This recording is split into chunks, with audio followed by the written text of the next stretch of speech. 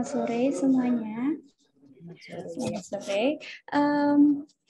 Yang terhormat para presenter diskusi panel 6 sesi 2, International Conference on Indonesian Culture, Iconic. Assalamualaikum warahmatullahi wabarakatuh. Salam sejahtera, Om Swastiastu, Namo Buddhaya, salam kebajikan.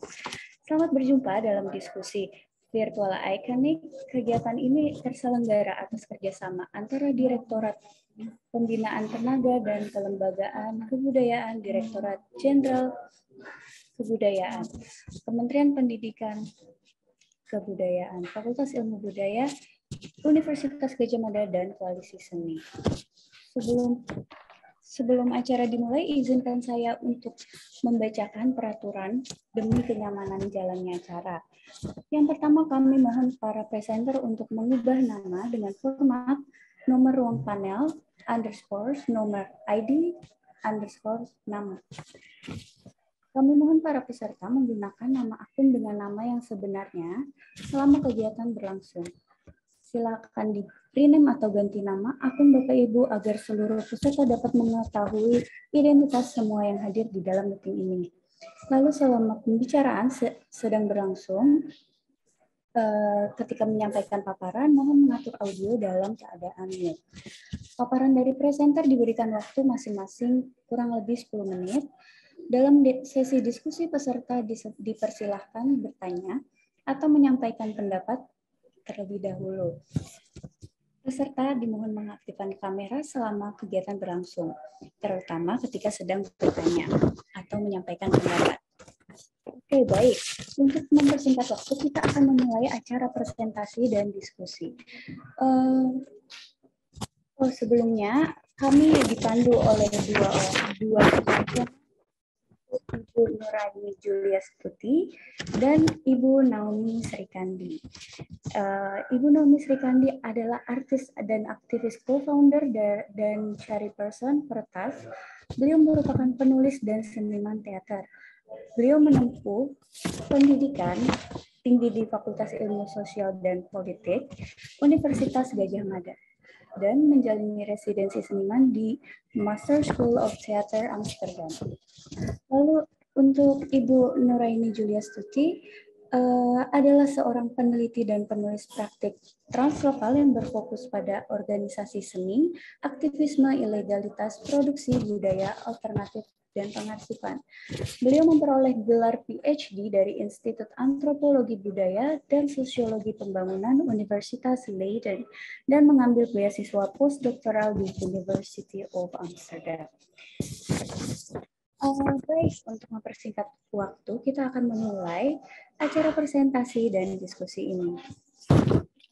Untuk nomor ID 0015 dengan judul Aktivasi Ruang Seni Budaya Desa, upaya memunculkan jejaring baru di era pandemi, studi kasus di Kampung Budaya Piji Wetan, Desa Lau Kudus, dengan nama Muhammad Farid, dipersilahkan.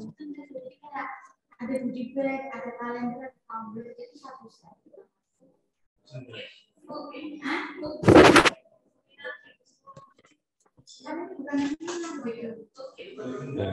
Terima kasih atas waktunya. Saya Muhammad Farid dari Universitas 11 Maret, Purwakarta, mempresentasikan tentang abstrak saya, yaitu tentang aktivasi ruang budaya di desa sebagai upaya untuk memunculkan jejaring baru di era pandemi.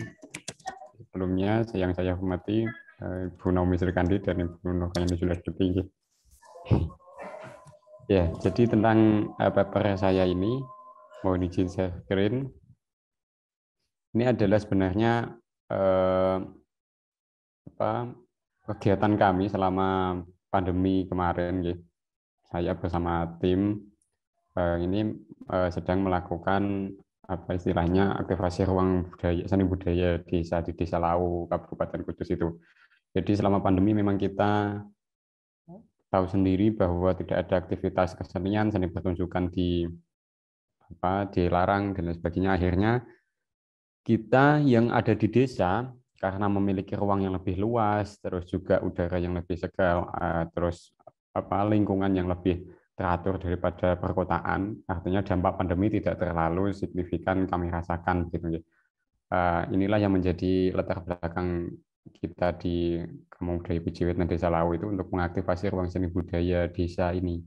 Nah, hasilnya jejaring-jejaring baru itu bisa muncul karena banyak orang yang ada di kota maupun yang di desa sebelah kami sendiri itu memang merasa butuh ruang ekspresi karena selama 1 tahun di rumah terus, mereka juga tidak ada aktivitas. Akhirnya ketika ada teman-teman yang bergeliat atau ada gerakan-gerakan kecil semacam ini, mereka responsif dan berbondong-bondong untuk ini sama-sama berkolaborasi, sama-sama bergerak berkesenian di desa kami, di Desa Lau, Kabupaten Kudus. Nah, ini potensi desa yang ada di Desa Lau, jadi ini yang juga yang diaktifasi. Beberapa warga desa kita mencoba untuk mengajak mereka kembali untuk folklore Majapahit, terus juga yang bergelut di bidang kesenian terbang papat, terus juga ada lagi serakalan gitu kalau di sini, terus ada punden yang itu juga notabene punden desa selama ini kurang terawat gitu. Akhirnya para seniman yang dulunya sebelum pandemi itu sering menyibukkan diri untuk pentas di luar kota, terus juga melakukan kegiatan-kegiatan di ballroom di ruang-ruang besar. Kita kembali semua ke desa dan mengaktifasi ini semua. Kita mengajak lagi masyarakat untuk menyukai budaya yang ada di dalam dirinya itu sendiri, mengajak membranding itu, memunculkan potensi-potensi itu menjadi sebuah gerakan baru di desa yang itu akhirnya menjadikan desa ini semakin hidup gitu. Nah, ini beberapa ritual yang kami aktifasi juga. Ritual Padasan dan ritual Pager Mangkok ini adalah ritual ajaran peninggalan Sunan Muria, yaitu salah satu leluhur yang ada di kawasan Muria, kawasan daerah di desa kami. Ini memiliki ajaran untuk senang bersedekah gitu, untuk senang bersedekah menolong sesama manusia dan utamanya tetangga sendiri gitu ya. Jadi di sini ritual Padasan dan Pager Mangkok ini sekaligus menjadi gerakan kami kolaborasikan dengan isu Jogotongo yang sekarang sedang marak dilakukan oleh pemerintah Provinsi Jawa Tengah, yaitu tentang penanganan COVID Jogotongo. Ritual Padasan ini akhirnya match dengan gerakan yang namanya cuci tangan, pakai sabun, terus juga ada kebersihan diri, pokoknya yang hal-hal yang terkait dengan kebersihan dan air itu ya. Terus juga yang Pager Mangkok ini spiritnya saling bersedekah nasi, saling bersedekah sembako dan lain sebagainya. Ini kita aktifasi kembali, kita bentuk sebuah teatrikal gitu, dan akhirnya ini memunculkan ketertarikan baru bagi orang-orang di sekitar desa kami ini.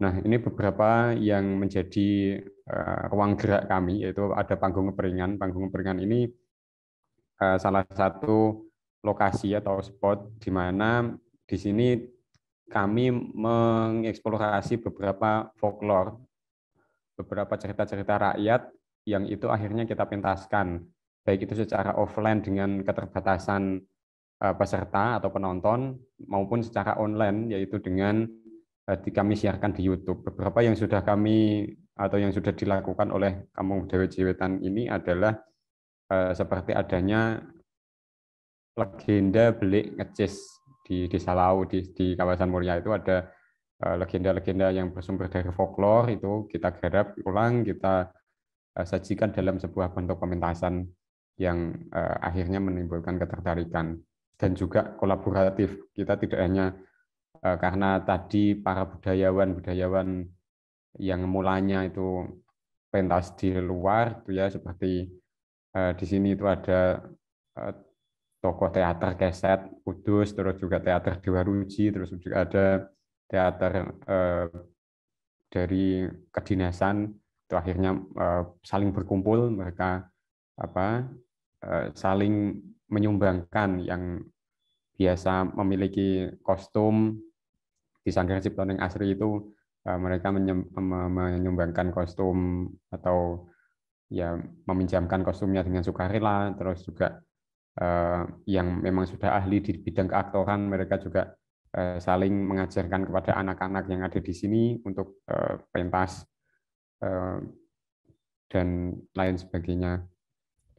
Terus juga kita mengaktifasi tanaman dolanan tradisional, ini juga memunculkan bagaimana dolanan-dolanan tradisional itu akhirnya bisa dinikmati kembali oleh anak-anak. Tidak hanya bermain juga, tetapi mereka belajar tentang apa filosofi yang bisa diambil dari dolanan tersebut. Nah, selanjutnya di situ ada pasar hampiran. Nah, ini justru saja karena pandemi itu memang salah satunya menyasar atau berdampak kepada kehidupan ekonomi ibu-ibu utamanya, maka ibu-ibu PKK, ibu-ibu muslimatan, terus ibu-ibu fatayatan di desa ini kita buatkan program pasar ampiran itu. Nah, pasar ampiran itu memang sebagai salah satu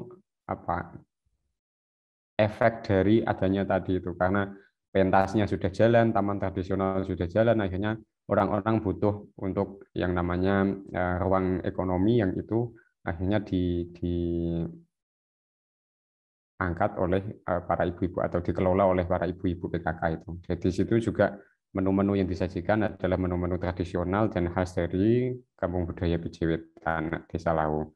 Terus ini untuk mewadahi para pemuda, orang-orang itu belajar tentang skill soft skill ya, maksudnya jadi ada keterampilan, ada ilmu fotografi, ilmu desain, ilmu citizen journalism, pokoknya ilmu-ilmu yang berkaitan dengan soft skill diajarkan di kelas pagi ini, tujuannya untuk mewadahi para pemuda desa, para pemuda kota yang ingin ke desa, dan semua yang ingin belajar tentang skill-skill itu kita wadahi ada di kelas pagi itu sendiri.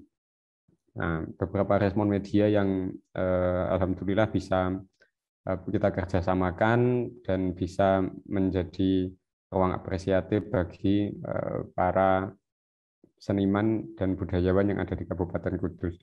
Akhirnya mau tidak mau para seniman dan budayawan itu masing-masing saling ini tadi berjejaring kembali, dan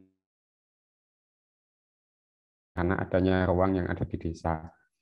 Nah, karena ruang-ruang di kota itu memang sudah terlalu tertutup, sempit, dan memang tidak mungkin untuk kerumunan yang sehingga banyak sekali gitu. Makanya ruang-ruang desa ini menjadi alternatif tersendiri bagi mereka, karena meskipun berkerumun ini memungkinkan juga untuk dilakukan jaga jarak dan pembatasan-pembatasan yang itu sesuai dengan protokol pandemi COVID-19, sesuai dengan pelaksanaan yang disarankan oleh pemerintah.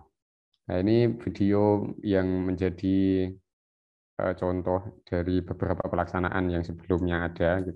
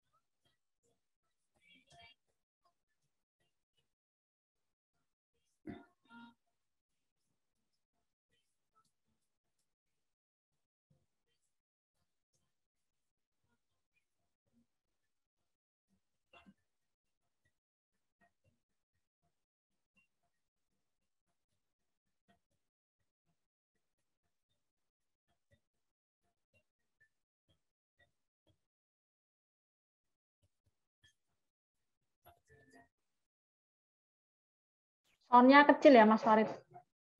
Iya. Ya. Oke. Nah, itu beberapa aktivasi yang dilakukan oleh di Kampung Budaya Ibu Wetan. Nah, untuk penelitiannya lebih lanjut, saya menggunakan metode sebagaimana biasanya, ada wawancara, dokumentasi, dan memang ini tadi observasi, dan ini sifatnya adalah penelitian etnografis, yaitu penelitian yang penelitinya terlibat langsung di objek yang diteliti. Nah, selain itu pelaksanaan atau alat pisau apa ini namanya, pisau teori yang saya gunakan menggunakan teori Bourdieu, ya, ini belum ada di sini. Teori Bourdieu yang itu memang mensyaratkan ada model sosial, ada habitus dan doxa yang menjadi ya memang model atau bekal untuk pelaksanaan adanya Kampung Budaya Ibu Wetan. Ya, model-model yang digunakan itu akhirnya memunculkan habitus untuk bagaimana masyarakat ini bisa lebih berkembang, bisa lebih aktif, dan memang benar-benar bisa memajukan kebudayaan desanya sebagaimana amanat Undang-Undang nomor 5 tahun 2017 tentang pemajuan kebudayaan. Oke, mungkin itu yang bisa saya presentasikan. Terima kasih. Oke, baik Mas Farid. Wah, menarik banget nih. Jadi tadi isinya tentang tentang ritual yang terkait dengan hal-hal yang sekarang ngejaga kebersihan banget gitu ya.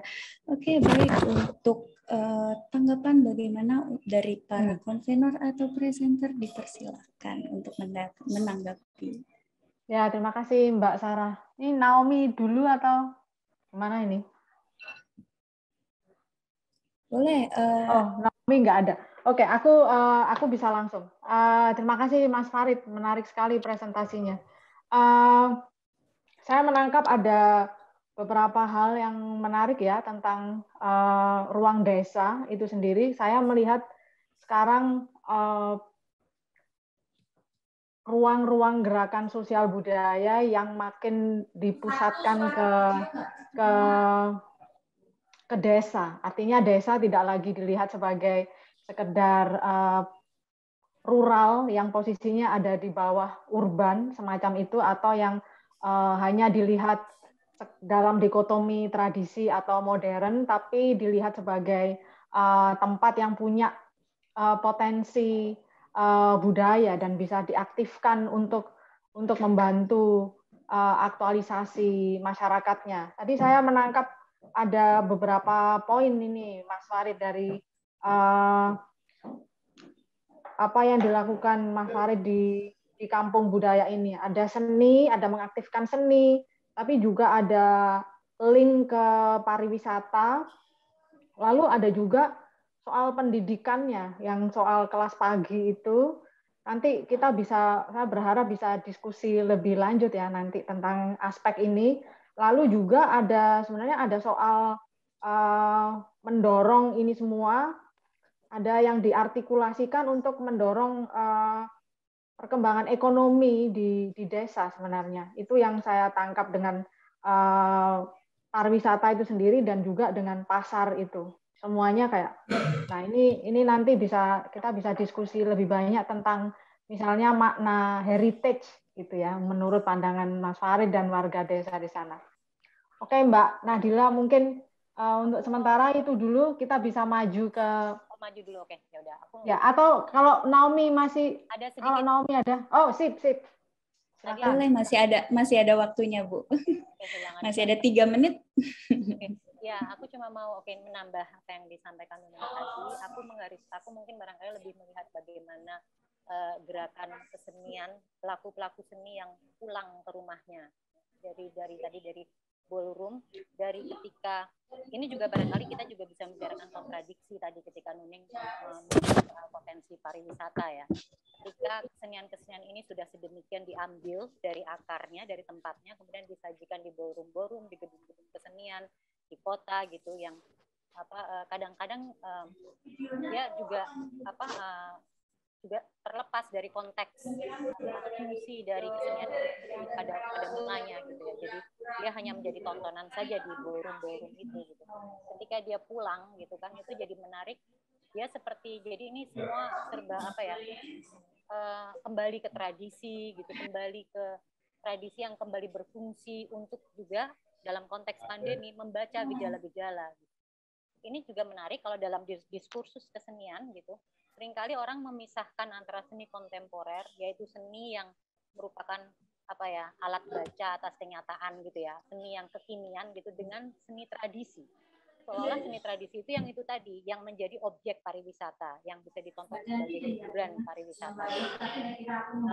Sementara yang terjadi di kampung budaya ini, seni tradisi terlihat menjadi sesuatu yang sangat kontemporer, karena dia kembali menjadi cara untuk untuk melekatkan lagi warganya gitu, untuk misalnya tadi untuk kembali menjadi bagian dari permainan anak di desa itu gitu. Untuk kembali jadi mainan anak tuh nggak cuma jadi kayak artefak gitu ya, ini dakon ini apa gitu, tapi dimainkan kembali. Dia memang benar-benar menjadi alat permainan dan belajar anak gitu. Kemudian juga ada pasar tadi ya, mungkin itu semacam pasar, kalau bahasanya sekarang pop up gitu ya, pasar kaget gitu, tetapi bisa jadi dia juga membuat kita jadi bisa memaknakan bahwa ruang pasar itu nggak cuma ruang transaksi ekonomi, tetapi juga ruang interaksi, ruang perawatan, pemulihan hubungan antar warga. Itu juga menurutku penting ya. Bagaimana pertunjukan itu yang pada mulanya gitu ya. Kalau kita mau lihat dari tradisi pertunjukan Yunani sampai tradisi pertunjukan rakyat di desa-desa di Indonesia itu, pada mulanya pertunjukan itu punya fungsi sebagai bisa jadi ritual, bisa jadi juga forum warga gitu. Kalau ritual barangkali dia punya aspek spiritual ya, bagaimana dia merawat unsur-unsur kebatinan warganya, tetapi juga dia menjadi semacam forum gitu, forum untuk warga berkumpul, dan bisa jadi disitulah warga melalui praktek-praktek keseniannya yang sangat nyata itu melatih perubahan. Jadi kayak bagaimana seperti tadi itu tiba-tiba semuanya jadi relevan, nggak lagi cuma heritage kan tentang tradisi ngambil air gitu, bagaimana memaknakan air, bagaimana melihat ritual-ritual itu kemudian menjadi betul-betul dibutuhkan pada saat pandemi ini gitu, karena kita sangat perlu gitu cuci tangan dan sebagainya. Itu kan nggak godak-gadok aja kan Mas, nggak cuma dicocok-cocokkan, tetapi memang nyatanya di dalam tradisi kita punya pengetahuan tentang bagaimana menjaga kebersihan, bagaimana merawat lingkungan, bagaimana memulihkan keadaan ketika kita sedang dalam krisis. Itu menurutku juga menarik. Itu mungkin tambahan dariku. Silakan mungkin lanjut ke ini yang berikutnya ya. Iya, oke, baik Ibu Naomi dan Ibu Nuraini atas tanggapannya. Mas Farid juga terima kasih untuk paparan presentasinya. Sekarang kita lanjut ke paparan selanjutnya dari nomor ID 0076 dengan judul New Networks of Culture dalam program Taruna Budaya Jawa Timur oleh Mas Probo Darono Yakti. Untuk Mas Probo Darono Yakti, dipersilakan.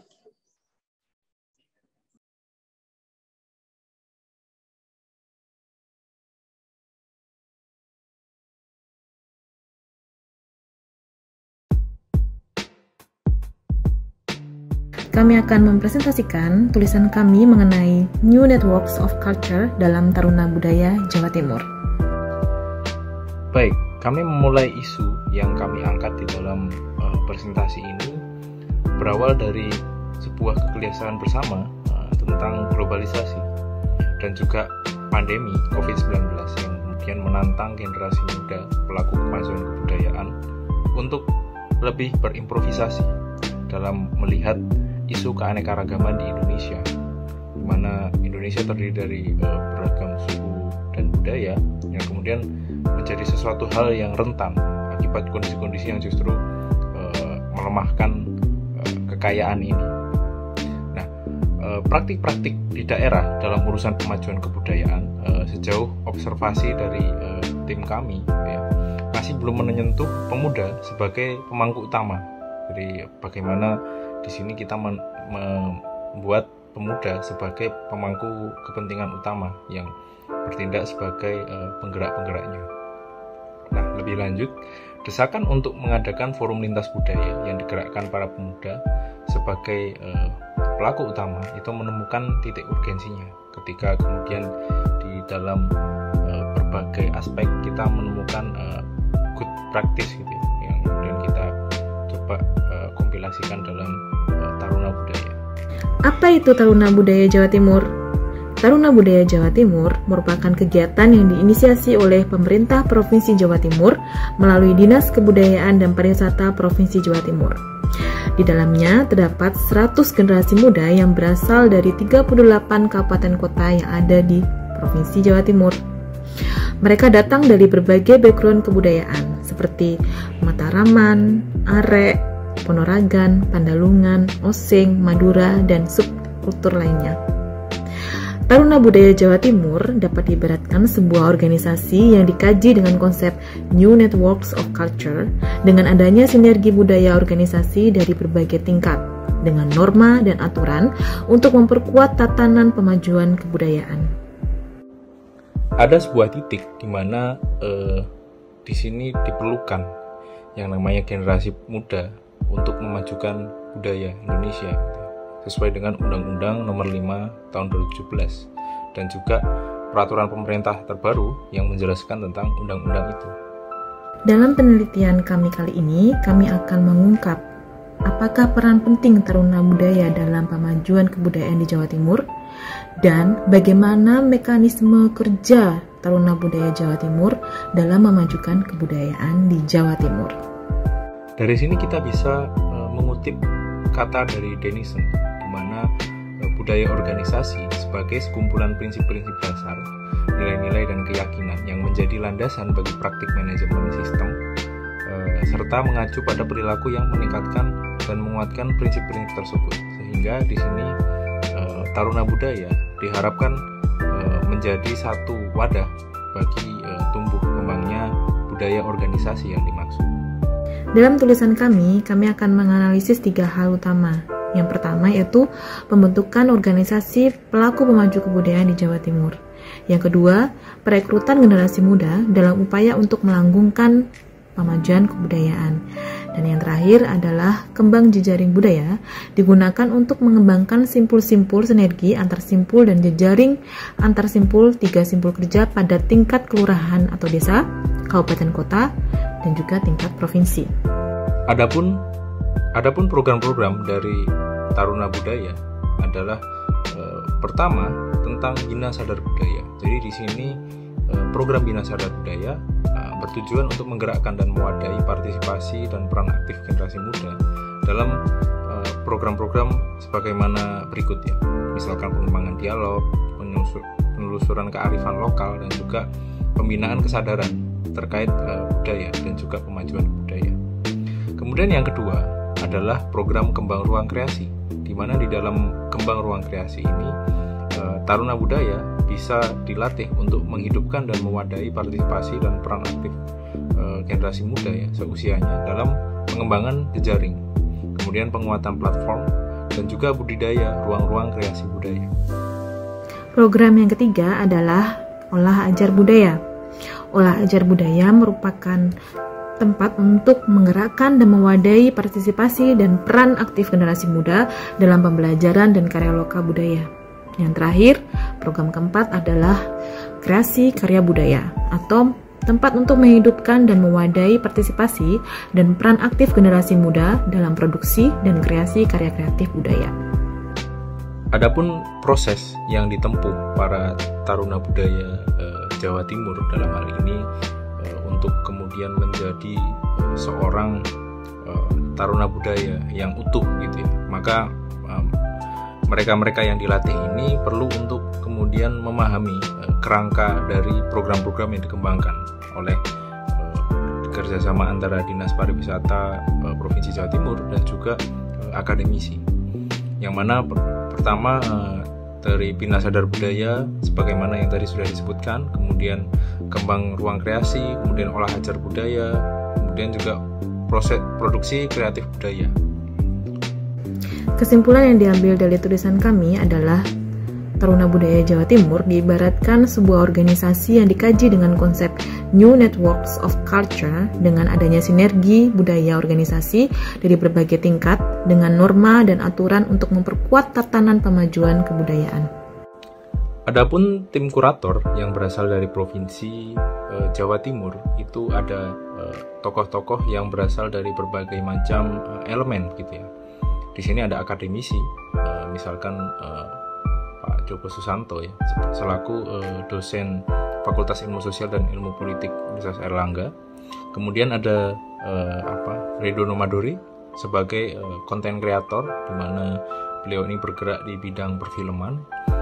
Kemudian ada Mas Pulung Siswantoro, di mana beliau ini selain juga dosen di Fakultas Kesehatan Masyarakat Universitas Airlangga, beliau ini juga seorang stand-up comedian.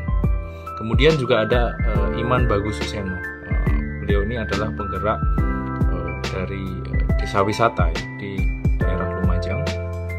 Kemudian juga ada mentor-mentor orang-orang yang berpengalaman di dalam bidang kebudayaan. Misalkan saya, Prof. Darono, selaku dosen hubungan internasional di UPN Veteran Jawa Timur, sekaligus penggerak budaya di Budaya Nusantara Seni Tradisi Lokal Hipres Jawa Timur, dan juga Andrianto Surya Putra yang duduk di Dewan Kesenian Jawa Timur.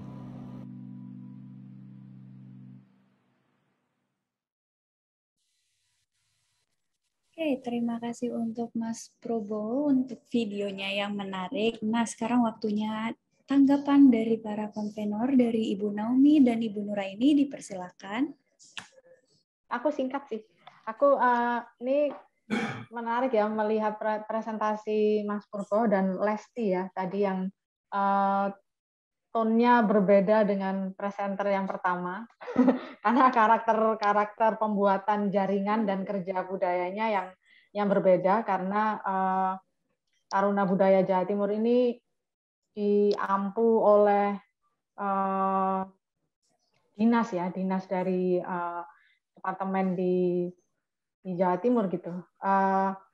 Mungkin pertanyaan saya atau keingintahuan sebenarnya yang nanti bisa didiskusikan saat diskusi adalah pertama soal bagaimana jaringan yang tadi kan pilarnya ada 4 ya, misalnya Bina Sadar Budaya, ada kreasi juga, terus ada olah ajar budaya. Itu apakah proses penjaringannya berasal dari atas ke bawah gitu, artinya mengenali sesuatu yang sudah dikenali oleh para di kalangan dinas sendiri, atau bagaimana cara membuat jaringan itu sendiri atau memilih untuk mencari jalan yang organik dengan sebanyak mungkin merangkul banyak inisiatif independen lain. Itu pertama. Terus yang kedua, apakah nantinya saya agak membayangkan ini mungkin juga mungkin bisa dikembangkan sebagai satu inisiatif kecil yang sebenarnya bisa memberi mekanisme bantuan gitu ke inisiatif budaya yang lain sebenarnya, karena melihat nilai formalnya dari inisiatif ini. Itu sih yang menurut saya nanti bisa didiskusikan. Silakan Naomi. Melanjutkan, kurang lebih aku juga agak melanjutkan apa yang disampaikan ini ya. Ya ada pertama dibuka dengan pernyataan pengakuan atas pentingnya agensi kaum muda gitu ya di desa-desa. Naomi, maaf suaramu kecil. Oh ya, sekarang kamu harus ke sini. Ya, sekarang oke. Oke, sorry. Ya, pertama kan dimulai dengan pengakuan bahwa pentingnya agensi kaum muda gitu ya dalam kebudayaan gitu, dalam kegiatan kebudayaan gitu. Lalu tapi kemudian ada strateginya adalah dengan pembentukan, perekrutan, pembinaan, pengembangan gitu. Karena itu semua sangat mungkin karena bahasanya cukup formal gitu ya, dan sangat khas program pemerintah gitu. Jadi mungkin kami tertarik untuk tahu lebih banyak klarifikasinya. Misalnya kemudian kenapa perlu ada kurator, perannya apa gitu. Karena kurator kalau di dalam kerja seni budaya juga punya ini ya, selalu menimbulkan pertanyaan tentang bagaimana relasi kuasa dibangun gitu ya, antara kewenangan kurator itu seperti apa gitu. Terus mentor itu juga bagaimana gitu. Apakah bagaimana agensi gitu kan yang disebut kepentingan dan suara anak muda itu betul-betul yang beragam itu betul-betul bisa terwakili di dalam kegiatan ini gitu. Ketika programnya tuh sangat programatik gitu ya, kegiatannya kan cukup programatik gitu. Jadi seperti sudah dikelola oleh orang-orang sekolahan kayak kita gitu kan. Sudah kita kayak orang-orang kayak kita itu kan gitu oke, kita yang baca masalah, kita yang mengajukan solusi gitu. Nah, sejauh mana ini dialektikanya dengan kenyataan yang sesungguhnya gitu. Bagaimana agensi kaum muda itu sendiri bisa betul-betul, sejauh mana mereka bisa tumbuh lebih liar gitu. Kalau dari bahasa tadi, kalau mengikuti diskusi sebelumnya gitu dengan Lian Gobali dan Ita Fatia Nadia, itu bagaimana inisiatif warga khususnya kaum muda ini dalam konteks ini itu bisa bergerak secara bebas dan liar gitu di dalam konteks program yang diinisiasi, yang saya yakin maksudnya baik gitu ya, diinisiasi oleh anak muda juga, karena saya tahu misalnya Mas Probo juga muda gitu. Tapi kemudian bagaimana itu politik of locations dari penyelenggara gitu yang adalah anak-anak sekolahan gitu dari kota gitu, untuk kemudian bisa muncul dengan ide semacam itu. Mungkin bisa itu dulu. Oke, baik Ibu Naomi. Oke. Baik Ibu Naomi, karena waktunya mepet banget nih, apakah ada pertanyaan dari para presenter yang lainnya? Mungkin kita lanjutkan dulu Mbak. Lanjut dulu ya. Semuanya baru kita bisa diskusi ya. Oke, boleh kalau kayak gitu. Oke, kalau seperti itu terima kasih Bu Naomi dan Ibu Nuraini dan Mas Probo atas videonya. Oke, iya. Oke, nah sekarang kita lanjut dulu ke paparan berikutnya, yaitu dengan nomor ID 0093 dengan judul Komunitas Perempuan Perupa Nusantara G10, sebuah bentuk jejaring digital di era pandemik COVID-19, atas nama Mbak Ira Adriati. Dipersilahkan. Ya, selamat sore, Assalamualaikum warahmatullahi wabarakatuh. Saya Ira Adriati dari Institut Teknologi Bandung. Latar belakangnya bahwa dalam kondisi pandemi COVID ini, tentu saja para perempuan perupa dan perupa secara keseluruhan sulit sekali menyelenggarakan pameran secara luring. Kemudian perlu ada sikap untuk tetap bisa mengaktualisasikan diri atau mempublikasikan diri karya-karya khususnya bagi perempuan perupa. Ya, tujuan penelitian ini sebetulnya memahami sikap perempuan perupa untuk mengaktualisasikan diri selama masa pandemi COVID-19, juga mengetahui cara perempuan perupa mengaktualisasikan diri mereka dalam masa pandemi ini. Metodologinya sebenarnya menggunakan teori PEM dari Hans van Manen, teori aktualisasi diri, teknik pengumpulan datanya observasi, kaji pustaka, wawancara, dan fokus dalam kelompok perempuan perupa yang digagas oleh G10, Garasi 10, Profesor Dr. Setiawan Sabana, MFA. Ini teori aktualisasi diri yang Maslow yang biasa sudah kita ketahui. Kemudian ini teori aktualisasi diri yang sebetulnya sudah dikonvertkan ke kebutuhan untuk perempuan perupa. Ini diambil kebetulan dari disertasi saya, aktualisasi diri perempuan perupa Indonesia. Jadi ini kurang lebih teorinya, landasannya untuk kemudian melihat bagaimana perempuan perupa di kelompok G10. Nah, kemudian ini berdasarkan dari teori Van Manen, artinya sebetulnya para perempuan perupa ini memang berasal dari seluruh Indonesia. Saya katakan seluruh Indonesia memang karena ada yang dari Sumatera sampai ke Papua.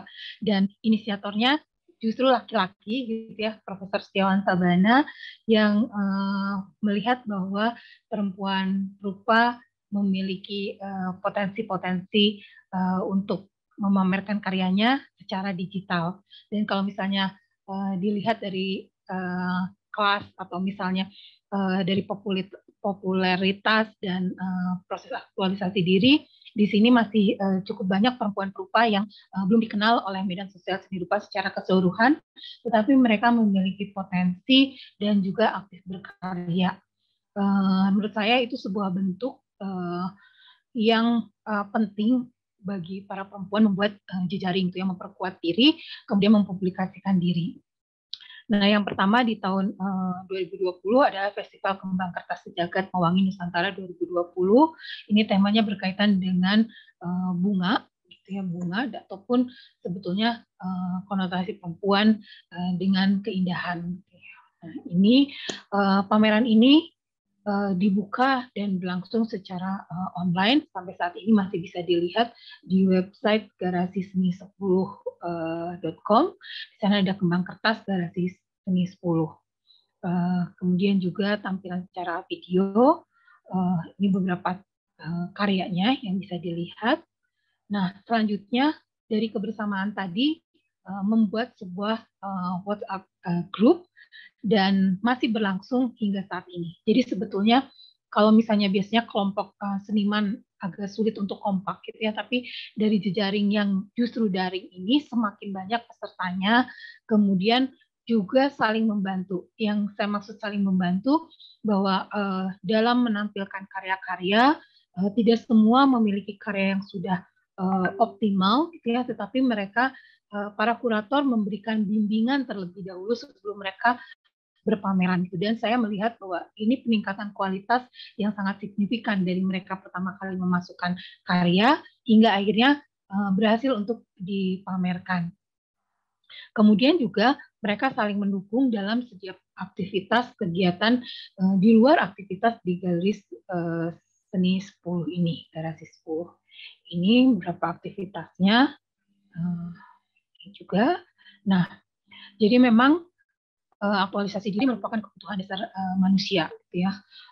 Perempuan perupa mengaktualisasikan diri melalui karya-karya yang mereka buat. Nah, sebagai informasi bahwa biasanya kalau pameran yang memuat antara laki-laki, perempuan, dan mungkin berada di galeri nasional, itu perempuan ada di sekitar 10%. Ya, demikian juga pencatatan sejarah keberadaan perempuan perupa dari buku-buku sejarah yang ditulis oleh berbagai penulis sejarah gitu ya, itu paling 10% tuh. Dan paling banyak ditulis di Indonesian Heritage Visual Art dengan editor utamanya adalah perempuan, Ibu Dildawati Sumantri almarhum. Nah, jadi artinya dalam situasi pandemik ini di satu sisi buat perempuan menguntungkan kalau menurut saya, karena mereka punya kebebasan memanfaatkan apa yang dikatakan dunia digital gitu, atau galeri-galeri virtual yang bisa mereka buat sendiri bentuk bersama rekan-rekan. Tetapi membuat sebuah komunitas atau jejaring antar perempuan menurut saya itu sangat baik begitu.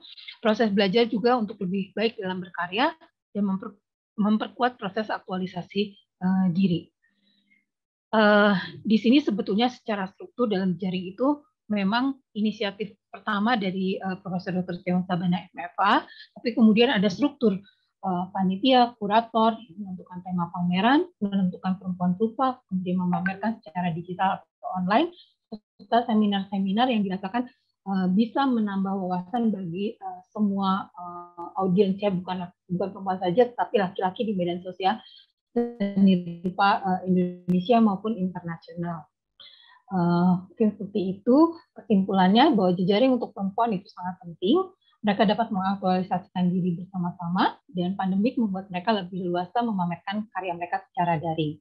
Sekian, terima kasih. Wassalamualaikum warahmatullahi wabarakatuh. Terima kasih Ibu Ira Adriati atas paparannya. Sekarang kami akan mendengarkan tanggapan dari Ibu Nur Aini dan Ibu Naomi, dipersilakan. Mungkin Naomi dulu. Silahkan. Ya, ini topik saya banget ya sebetulnya, karena saya kebetulan juga nggak kebetulan sih emang. Sorry. Ya, ini topik saya banget karena saya juga bekerja di berkonsentrasi dalam soal bagaimana Naomi, mungkin bisa suaranya kamu ke sini. Kedengeran sekarang?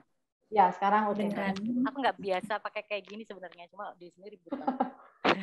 sorry.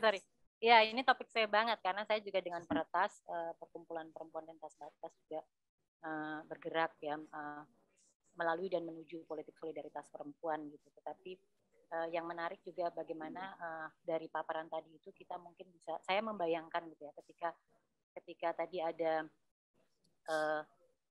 teori aktualisasi diri gitu, kemudian ada metafora bunga gitu, judulnya berbunga-bunga gitu.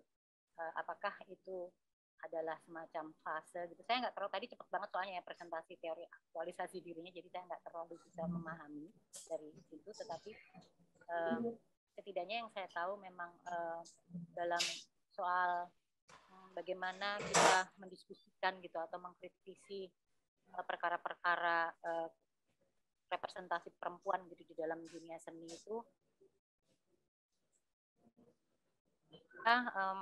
sejauh ini gitu memang seringnya kemudian perempuan segera dikotakan gitu ya ke dalam satu gagasan seni rupa tertentu, misalnya kalau di seni rupa gitu, tentang mereka melukis bunga, mereka melukis hal-hal yang domestik gitu. Ketika menulis novel juga, kalau misalnya kalau kita boleh mengambil referensi dari sastra gitu, karya N.H. Dini itu seringkali hanya dilihat sebagai kemarahan perempuan. Novel-novelnya itu tentang perempuan yang marah, gitu, perempuan yang tentang percintaan gitu, tentang apa gitu. Sementara N.H. Dini kalau kita kaji, kita baca karya-karyanya, dia berbicara tentang seksualitas, cuma tentang mobilitas gitu ya, tentang perjalanan dan spasial gitu yang sangat konturis gitu ya, yang selama ini hanya diakui ada dalam karya laki-laki.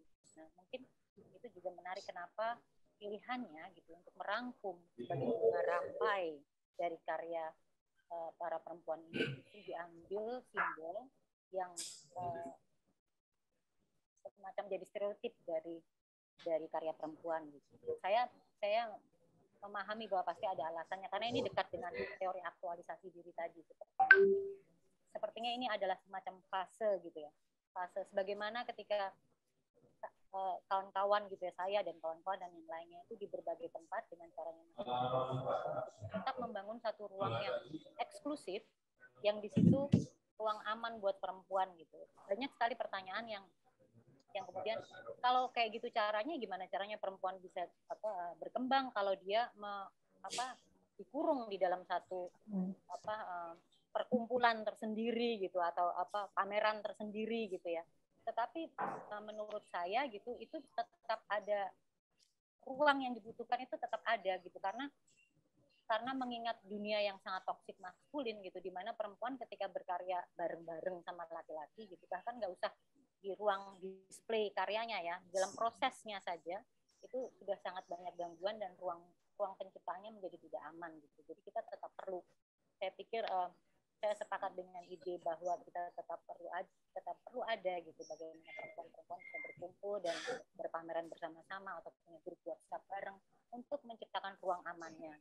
Tetapi mungkin ya ini pertanyaan saya kemudian, apakah ada gagasan yang kemudian ingin mengajak perempuan-perempuan ini untuk memang meretas ruang konvensional, ruang mainstream yang ada gitu, untuk kemudian bersama-sama berani untuk mengganggu, untuk bahkan membajak ruang-ruang yang sangat maskulin di seni rupa gitu.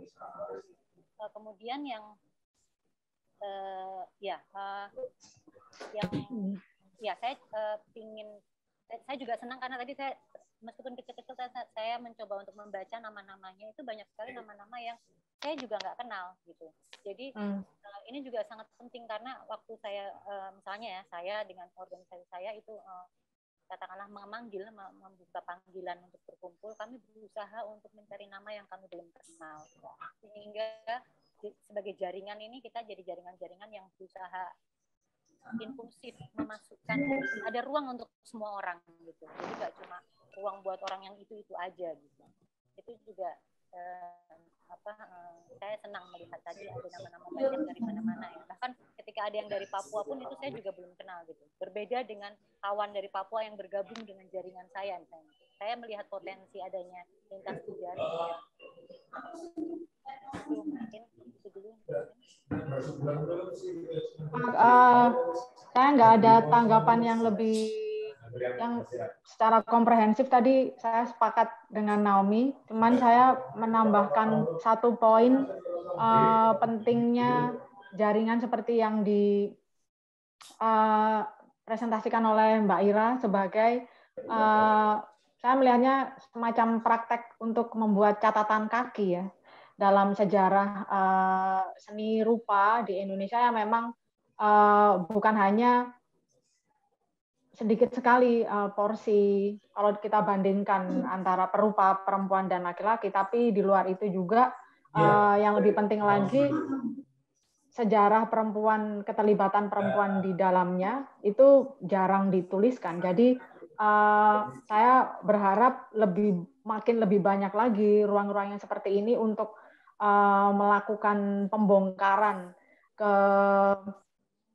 stereotip perempuan gitu sebenarnya yang tampaknya sederhana semacam bunga tapi ditelisik lebih jauh sebenarnya apa ya di balik politik domestik. Kan tadi di panel sebelumnya kita banyak bicara tentang ruang-ruang domestik yang sebenarnya sudah terlalu dalam untuk didomestikkan, padahal itu sebenarnya bisa diaktifkan menjadi ruang politik yang lain gitu. Itu. Mungkin sedikit menanggapi gitu ya. Memang betul kalau dilihat dari judul yang pertama itu Kembang Kertas gitu ya. Itu banyak juga yang cukup protes. Ya. Memang perempuan seperti itu gitu, dari pesertanya. Tapi kemudian akhirnya kita berpikir, oke, kita muncul dengan satu kata itu dulu dengan isi yang beragam. Tadi betul senimannya ini banyak sekali gitu ya, dari yang level-level yang mungkin jarang diketahui gitu. Terus kemudian yang menarik itu di tahun kedua kami membuat judul yang masih ada kata perempuan dan pandemik, itu juga bongkaran tema atau visualisasi. Jadi sudah tidak lagi stereotip aktivitas kebersamaan itu, terus kami semua berani untuk bersaing ya dengan laki-laki tanda kutip dalam sebuah festival seni rupa yang mungkin levelnya belum galeri nasional gitu ya. Tapi ternyata ada paling tidak sekitar 3 dari anggota kami masuk ke 10 besar. Bahkan di 3 besar itu perempuannya masuk gitu ya. Kemudian 5 besar ada lagi 2 perempuan, dan kemudian 10 besar jadi ada 3 dari anggota kami gitu ya. Jadi ini sebetulnya non formal, tetapi kemudian akhirnya menjadi sebuah media untuk tadi ya perempuan di seluruh Indonesia itu sama-sama muncul gitu. Jadi kami belajar juga dari yang Kalimantan, dari Papua gitu ya, dari NTT, supaya kami lebih paham gitu ya, apa sih yang mereka perlukan gitu ya. Kenapa sih ada kesenjangan antara Jawa dengan Papua misalnya gitu ya, antara Kalimantan dengan Jawa. Nah itu saya rasakan juga ada salah satu yang dari Palangkaraya itu betul-betul meningkat, dan sebetulnya pada akhirnya gitu ya Mbak Naomi dan Mbak Nurani, di balik aktualisasi diri itu yang kami gaungkan adalah bahwa art as terapi gitu ya. Bukan berarti akhirnya kita harus apa sih antara kesibukan kesetaraan gender dan sebagainya gitu, tapi paling tidak kalau perempuannya sehat secara mental, dia bisa menghadapi gitu ya situasi yang ada gitu ya dari berbagai hal, dan itu dirasakan gitu ya gaungan bahwa art as terapi itu bisa memperkuat mereka bahwa berkarya ini udah tidak semata-mata kita harus pameran di galeri nasional atau tidak, tapi paling tidak kita jujur terhadap diri kita sendiri dan menjadi lebih baik. Nah, hal dengan prinsip seperti itu ternyata mereka berhasil masuk ke tadi ya wilayah 10 besar, ke kompetisi-kompetisi yang memang bersaing antara laki-laki dan perempuan itu. Jadi saya kadang-kadang karena saya tergabung juga ya dalam ada WhatsApp Sontoloyo Art, itu seniman-seniman ya kelas atas Indonesia, para kolektor Indonesia gitu ya. Nah, itu memang sih kita bisa masih lihat gitu ya bagaimana Ibu mereka Ira bisa melihat. Mohon maaf karena waktu yang cukup singkat ini dan masih ada diskusi gitu ya antara presenter lainnya juga. Mungkin itu. Iya, mungkin bisa dilanjutkan lagi. Nah, untuk Ibu Ira terima kasih atas paparannya dan Ibu Nuraini, Ibu Naomi terima kasih atas tanggapannya. Yang selanjutnya kita akan masuk ke sesi diskusi. Sesi diskusi ini kita masih punya waktu sih sekitar sekitar 10 menit, kurang lebih 10 menit ya untuk diskusi. Boleh. Mungkin dari itu ya tadi topik 1, siapa mungkin ada presenter yang ingin menanyakan ke topik 1? Ada pertanyaan? Jadi ini antar presenter ya, bisa saling bertanya ya? Presenter bisa saling bertanya ke convener, atau Mas Farid presenter yang pertama mungkin bisa menanggapi atau memberi tanggapan balik atas tanggapan saya dan Naomi awal tadi. Silakan Mas. Silakan Mas Farid. Iya, Ibu, terima kasih. Jadi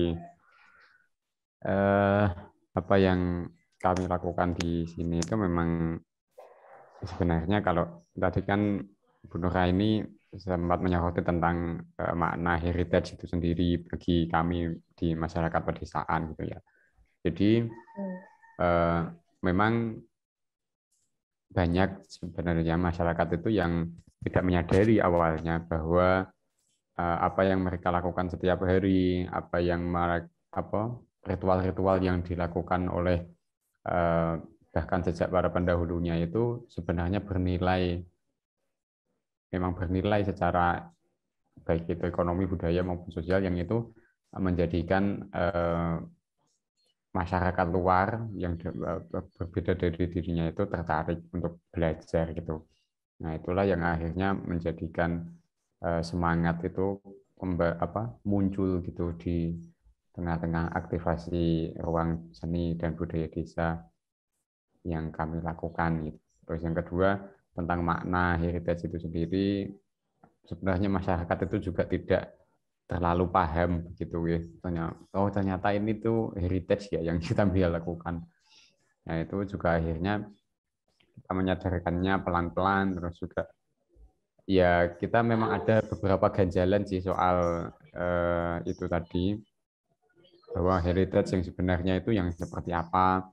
Nah, itu tetapi itu tidak menjadi persoalan utama yang akhirnya menghalau gerakan-gerakan ini. Justru itu tadi kita tabrak itu semua dengan apa yang dikatakan oleh Bu Naomi tadi tentang pengetahuan kontemporer gitu, bahwa ya yang penting masyarakat itu senang dulu, masyarakat itu nyaman dulu dengan apa yang mereka lakukan, apa yang menjadi potensi yang mereka miliki, sampai akhirnya nanti ketika itu layak disebut heritage ya syukur, dan memang kalau toh memang belum saatnya menjadi heritage yang memang benar-benar bisa didaftarkan oleh atau diakui oleh nasional ataupun UNESCO ya tidak apa-apa, yang penting masyarakat sudah senang, desanya maju, terus juga ya mereka akhirnya tahu dunia luar, bahwa tahu juga berkenalan dengan orang-orang luar yang berbeda dari mereka gitu. Yaitu tadi jejaring-jejaring yang awalnya itu hanya berkumpul di ruang-ruang kesenian di ballroom, terus juga di dinas kebudayaan, terus juga akhirnya orang-orang desa itu kian akrab lagi dengan kesenian, dengan kebudayaan. Ya mungkin seperti itu sih, Bu.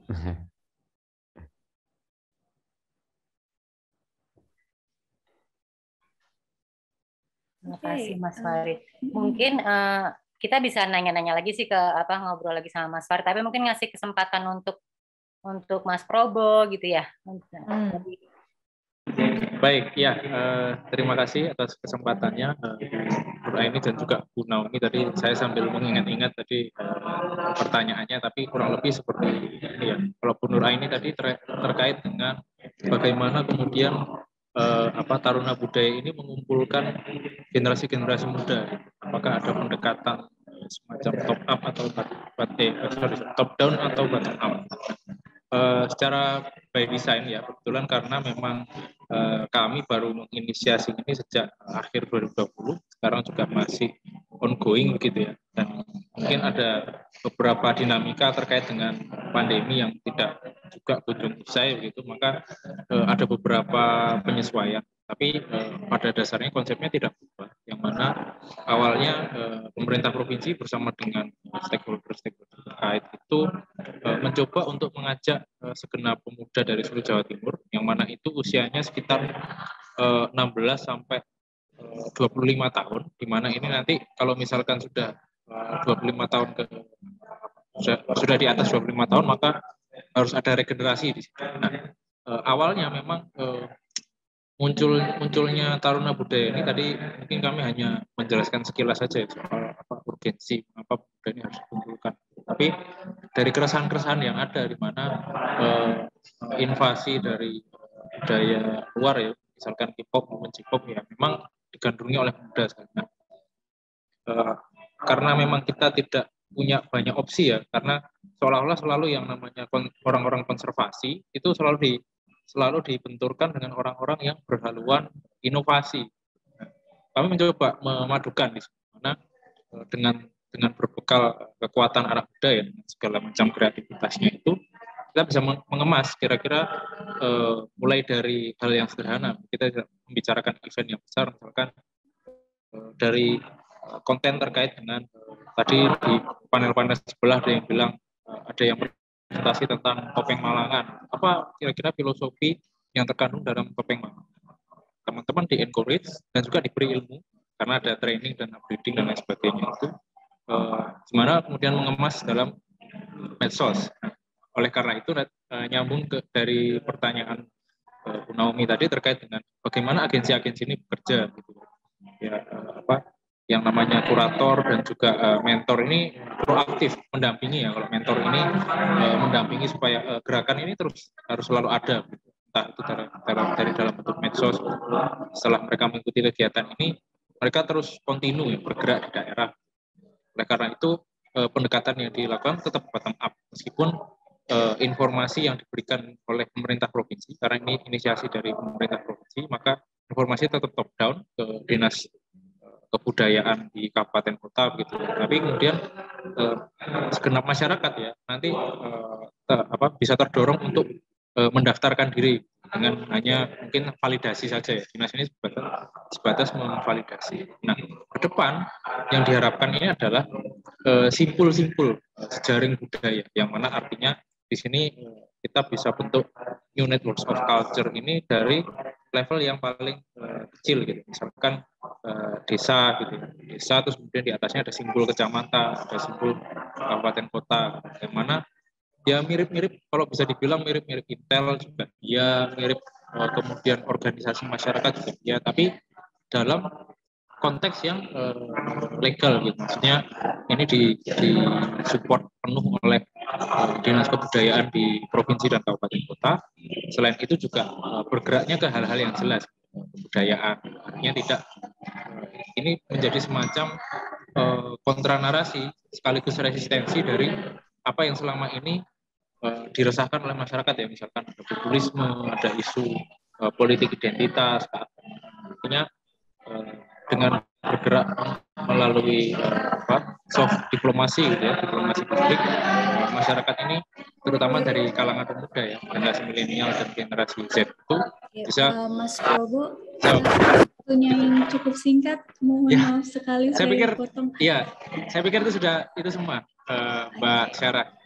Iya, terima kasih Mas Probo. Mungkin ada. Ini tadi 3 ya, jadi Mas Farid, Mas Probo, dan Mbak Ira ya? Mbak Ira, iya betul.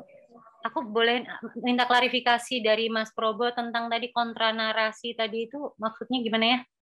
Ya, jadi sebetulnya kalau dikembalikan ke background-nya ya tadi dari segi urgensi kan mungkin kita tahu bahwa ya memang maksud saya budaya itu kalau misalkan hanya dilestarikan ke orang-orang yang pahamnya konservasi ya, biasanya paham konservasi ini akrab di kalangan orang-orang tua gitu ya. Ya udah budaya itu harus diugemi, harus diuri-uri gitu ya. Tapi kemudian mereka belum tahu bahwa di luar sana ya era disrupsi itu membuat segala sesuatu itu cepat gitu, berubah, termasuk kemudian ekspansi dari budaya luar, dan kemudian peran pemuda itu lebih ke arah situ. Jadi sini. Oke. Mungkin bisa langsung ke kesimpulannya aja nih, Bu Nuning dan Bu Naomi. Oke, aku mulai dulu ya, Naomi ya. Nanti Naomi bisa menambahkan.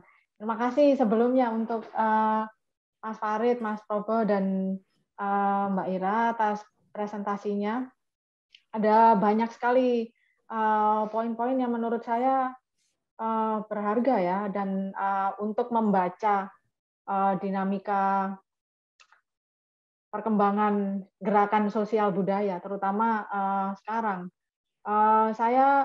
Kesimpulan saya ada dua pada dasarnya. Yang pertama, saya melihat ruang gerak budaya, ruang-ruangnya sekarang sepertinya ada karakteristik gitu. Yang pertama, dia bergerak ke ruang-ruang yang marginal atau menyangkut karakter budaya itu sendiri yang dianggap vulnerable atau rentan, ya, dan ruang-ruang yang pada dasarnya selalu menjadi situs kontestasi antara tradisi modern, dan pada intinya semuanya menuju ke keberlanjutan gitu. Apa yang mau dilanjutkan? Misalnya 3 ruang yang kita bicarakan di panel ini adalah, kalau saya boleh membuat generalisasi, ada desa, lalu ada ruang budaya independen, dan ada perempuan. Itu ruang budaya yang sepertinya ini menjadi konsentrasi utama gerakan sosial budaya sekarang. Yang kedua, saya melihat tidak hanya di sesi panel kita ini, tapi juga di panelis berikut sebelumnya, Mbak Ita dan Ita Fathia dan Lian Gogali, adalah semuanya ini pada dasarnya saya lihat menyajikan model ya, model dari gerakan budaya yang terkini, yang sesuai dengan imajinasi, kebutuhan yang dibayangkan. Jadi ada yang membayangkan bentuknya jaringan, ada yang koalisi, ada yang mengaktifkan ruang yang sudah dianggap nggak ada, dan pada dasarnya semuanya mempertanyakan hal-hal yang itu sudah ada tapi muncul lagi gitu sekarang. Misalnya soal heritage, soal keberlangsungan, cara bertahan, itu semua kayak didekati dengan cara-cara yang lebih canggih. Itu menurut saya itu adalah refleksi utama saya dari membaca semua presentasi sekarang. Terima kasih. Oke, baik Bu Nuraini, silakan Ibu Naomi, kita masih ada waktu 2 menit. Kayaknya saya enggak, karena waktunya juga tinggal 2 menit. Saya udah, yang diomongin Nuning udah merangkum semuanya. Saya setuju gitu ya. Cuma yang saya mesti sampaikan sendiri adalah rasa terima kasih saya tentu saja kepada 3 orang yang sudah menyajikan pemikirannya, dan Mas Probo tadi bersama Mbak Resti ya. Ya, terima kasih banyak. Saya belajar banyak dari apa yang sudah kawan-kawan sampaikan gitu, dan masing-masing saya lihat akan punya masa depannya sendiri-sendiri gitu. Tetapi saya sangat berharap masing-masing bisa saling belajar gitu ya dari praktek satu sama lain gitu. Dan kemudian yang satu hal, karena saya seorang feminis, ada satu tradisi dalam pemikiran feminis yang saya anggap jadi satu pegangan gitu, yang berarti dalam tradisi berpikir kita, yaitu otokritik gitu. Jadi mungkin ini juga saya berharap ruang ini yang cuma sebentar ini, yang sementara dan sebentar lagi akan selesai ini, bisa menjadi ruang di mana kawan-kawan bisa menginterogasi diri sendiri dan gagasan-gagasannya yang tadi disampaikan gitu, dan melihat bagaimana ada kemungkinan ruang intersubjektivitas di antara ketiga pemikiran ini yang bisa kita, dari sana kita bisa temukan semacam kebenaran atau pegangan bersama gitu yang bisa mempertemukan ketiganya. Itu aja mungkin buat saya sendiri, tentu saja saya juga melakukan itu. Dan saya yakin Nuning juga begitu. Itu aja, Mbak Sarah. Terima kasih banyak. Oke, baik. Terima kasih banyak Ibu Naomi dan Ibu Nuraini. Terima kasih juga untuk para presenter yang sudah menyampaikan paparannya. Lalu mungkin sekarang kita ada sesi foto bersama dulu kali ya. Kita boleh dibuka kameranya, dibuka. Boleh dibuka kameranya, nanti kita akan foto bersama dulu nih. Oke, ini siapa nih? Oke, ya, aku hitung 1, 2. Oke, terima kasih untuk para presenter dan konvenor. Diskusi panel 6 ini sudah berakhir. Wassalamualaikum warahmatullahi wabarakatuh. Dan jangan lupa hari ini adalah closing untuk acara ini. Nanti saya akan kirim linknya di grup gitu. Oke, terima kasih. Terima kasih semuanya. Terima kasih semuanya. Terima kasih. Salam.